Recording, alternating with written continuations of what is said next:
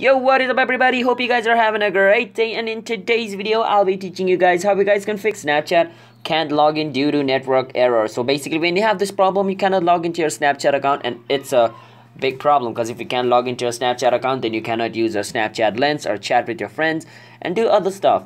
So in today's video, I'll be teaching you guys how you guys can fix this problem. And before I teach you the way on how you guys can fix this problem, be sure to hit that like and subscribe button with notification turned on to our channel, because it helps our channel to grow, and you guys can also get notified once our new video releases because we post content like this. So yeah, be sure to do that and watch this video until the end without skipping, because if you guys skip, then you guys might get confused on how you guys can fix this problem. So yeah, let's start the video. So to fix this problem, first make sure you have a stable internet connection, because the problem is saying you can't log in due to network error. So that means Snapchat is saying your internet connection is weak or unstable. That's why it cannot, log into your account. So make sure internet connection is stable.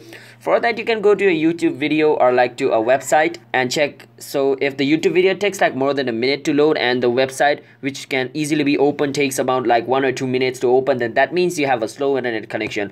So to fix this problem, first make sure you fix your internet connection and make it more stable. And the other thing is, if you have like not updated your Snapchat for a long time, so for that you can just go to your Play Store, just like I'm gonna go over here.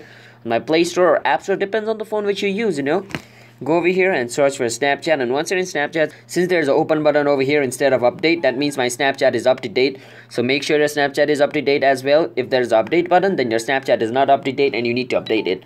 So update it first, and after you update your Snapchat, your problem should be fixed. But if it's still not fixed, then the last option is to delete your Snapchat and reinstall it again, because if the problem is caused by some kind of corrupted file, then deleting your Snapchat and reinstalling it again is the easiest way to fix it.